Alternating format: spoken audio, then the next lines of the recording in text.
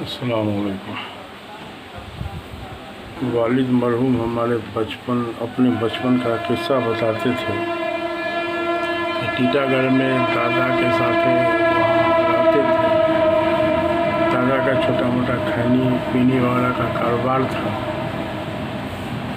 تو ایک ہوٹل تھا۔ ہوٹل میں عام طور پر چاول بھات بنانے میں جو پساتا ہے نا، تو اس کے نالا میں بھی چاول گرا رہتا ہے۔ ایک بزرگ ٹائپ کے آدمی تھے جو دادا ہمارے ان کو پہچانتے تھے، مر رہتے تھے پورا ننگا، ابا لوگ کو بولتے تھے مچھر۔ ایک دن ہوا یہ کہ وہی ہوٹل کے نالا میں جو بھات گرا ہوا تھا اسی کو اٹھا کے وہ اپنا کھا رہے ہیں۔ تو ایک کوئی عطائی چلبلا ٹائپ کا کوئی لڑکا تھا، وہ جا کے جو ہے مانگ دیا، بابا ہم کو بھی دے۔ تو ایک بار آنکھ لال پلا کر کے لے گا، لو گودی کھولو، اس میں سے کیچڑ والا چاول اٹھایا، اسے گودی میں جھاڑ دیے۔ ابا کہتے تھے ایک دم گرم گرم جلیبی چھنا ہوا، اس کا گودی بھرا ہوا ہے۔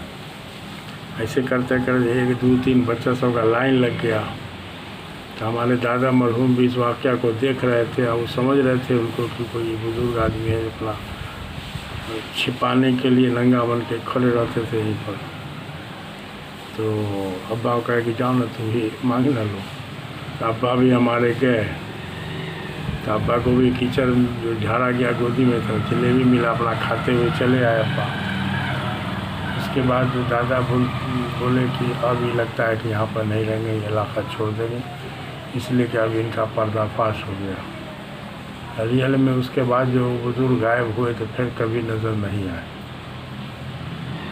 اسی علاقے میں ایک دکاندار کا، ہاں وہی بزرگ کے بارے میں ایک واقعہ اور بتاتے تھے کہ ایک بار کوئی جماعت 4 5 آدمی کی آ رہی تھی، تو ایک بھائی کسی دکان میں گھسے، بھاگو بھاگو، آدمی آ رہا ہے، آدمی آ رہا ہے، آدمی آ رہا ہے۔ جلدی سے دکاندار کا ایک تو تھان کو کھینچ کے اور ترنت لپیٹ کے اپنا پردہ کر لیے، کھڑے ہو گئے۔ جب وہ جماعت پاس کر گئی تو پھر کپڑا کو اسی طرح سے اتار کے اور تھان کو اسی لپیٹ کے پھر دکاندار کے حوالے کر دیے۔ تو اس کے بعد ان کے غائب ہونے سے پہلے یہ جلیبی والا واقعہ ہوا تھا بہرحال۔ تو اسی طرح سے ایک دکاندار تھا، بڑا ایماندار ٹائپ کا، وہ کیا اس کا واقعہ بتاتے تھے، کپڑا کی دکان تھی۔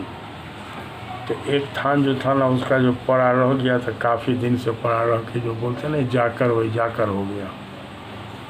اب ایک بار ایک گاہک جو آیا، تو اتفاق کی بات، اللہ نفع نقصان کا مالک اللہ ہے، گاہک نے اسی تھان کو پسند کیا کہ یہی ہم کو دیجئے۔ تو انہوں نے کہا کہ بھائی یہ بہت پرانا مال ہے، جا کر ہو گیا ہے، یہ کمزور ہو گیا تھا۔ کہا کہ نہیں ہم کو یہی دیجئے۔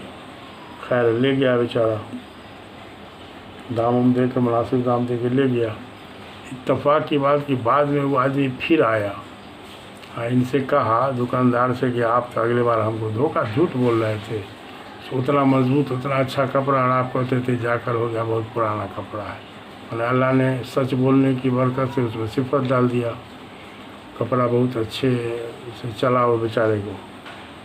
تو بزنس میں تو بتایا ہی جاتا ہے کہ بزنس میں فراڈ اگر نہیں ہو، جھوٹ نہیں ہو، تو برکت کے طور پر اللہ تعالیٰ کی مدد ہر وقت ہوتی ہے۔ اسی لیے حدیث کا مفہوم بھی ہے کہ قیامت کے دن جو دیانتدار تاجر جو ہوگا وہ غالباً عرش کے سائے میں ہوگا، اور تجارت بہت اچھا پیشہ ہے، لیکن اس کو حلال طریقے سے، سود سے بچتے ہوئے، جھوٹ دغا مکر فریب سے بچتے ہوئے اس کو کرنے کی ضرورت ہے۔ تو دادا ہمارے بہت بڑے عالم نہیں تو صرف حافظ تھے، لیکن جتنا جانتے تھے اتنا پر عمل تھا، تقوی والے تھے۔ تو بیٹا سب کو بھی وہی لائن سب سمجھاتے رہتے تھے۔ تو ہمارے والد اور ان کے بھائیوں نے کاروبار میں خوب محنت کیا، خوب ان کو جو ہے وہ دولت کمانے کا ہوس کہیے، ہوس نہیں للک کہہ سکتے، بہت تھا، لیکن یہ تھا کہ بے ایمان طریقے سے نہیں، ایمانداری کے ساتھ۔ اور دھن کی اللہ کے یہاں قدر ہوتی ہے۔ دھن کی کیا قدر ہوتی ہے، اس پہ ایک واقعہ یاد آیا کہ ایک بزرگ سے سنا کہ دو بھائی تھا، خرچ میں بڑی تنگی تھی، تو ایک بھائی کی بیوی بال بچہ آپس میں مشورہ کسی کہا بیٹھے رہتے کچھ تو کیجئے، نہ تو جائیے نا سمندر کا پانی ابج کے پھینک کے اس میں سے مونگا موتی نکال کے لائیے۔ اب ای بیچارے کو جو ہے بات دماغ میں جو بیٹھ گئی تھی، اپنا جو ان کے پاس جوگاڑ سب تھا، بلٹا لوٹا موگ دس دیٹ چھٹا اٹا سب لے کے وہاں پہنچ گئے سمندر کے کنارے۔ اب سمندر سے جو بھی اب پانی نکال کے اپنا باہر پھینک رہے ہیں، تو اللہ تعالیٰ کو دھن کی قدر ہوتی ہے۔ تو ان کا دھن جو اللہ کو پسند ہوا تھا، خضر علیہ السلام کو حکم ہوا کہ جاؤ ہمارے بندہ کا دیکھو نبض ٹو کے دیکھو کیا معاملہ ہے۔ تو یہ جو ہے خضر علیہ السلام اسے پوچھے رہے کیا کر رہے ہو؟ تو کیا کر رہے ہیں؟ سمندر کا پانی نکال رہے ہیں۔ تو کیا کر رہے ہیں؟ اس میں سے مونگا موتی نکالیں گے تو یہ ہوگا، تو کہے نہیں ہوگا۔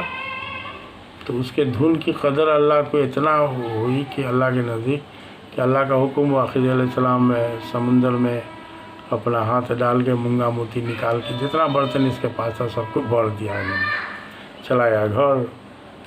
تو اب جو ہے مال دولت کا اثر چھپتا نہیں ہے، تو دھیرے دھیرے 2 4 10 دن 15 دن کے بعد یہ واقعہ اس کے بھائی کے یہاں چلا گیا۔ بھائی کی بیوی کو معلوم ہوا، تو بھائی کی بیوی اپنے شوہر کو دھتکانے لگی کہ تو بیٹھے ہو تو تھوڑا بھائی دیکھا کیسے کیسے کر کے محنت کر کے بال بچہ کے لیے لایا ہے۔ تو ای بیچارہ بھی بادل نخواستہ دھکا مار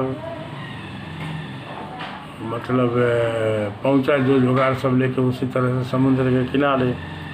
تو اب جو ہے وہ سمندر کے کنارے پانی نکالنا شروع کیا۔ تو اللہ تعالیٰ تو دلوں کے بھید کو جانتے ہیں، تو پھر اللہ تعالیٰ کا حکم ہوا خضر علیہ السلام کے جائیے جا کے ہمارے بندہ کا دیکھے نبض ٹول کے کیا معاملہ ہے۔ تو یہ جو پہنچے تو پوچھے رہے کیا کر رہے ہو؟ تو کیا کر رہے ہیں؟ سمندر کا پانی نکال رہے ہیں، مونگا موتی نکالیں گے اس میں سے۔ تو یہ کہے کہ تم سے ہوگا، تو وہ کہا بیچارہ کہ نہیں ہوگا تو لگے تو رہیں گے۔ تو خضر علیہ السلام نے کہا کہ ٹھیک ہے لگے رہو۔ خضر علیہ السلام چھوڑ کے چلے گئے۔ تو مطلب یہ ہے کہ دھن کا کوئی بھی کام دھن سے کیا جائے گا نا تو اللہ کو پسند بھی ہوتا ہے، اس پر اللہ کا فیصلہ جلدی ہوگا اور آپ کو اجر بھی انشاءاللہ جلدی ملے گا۔ لیکن کوئی کام دھن سے کیا جائے ٹھیک ہے۔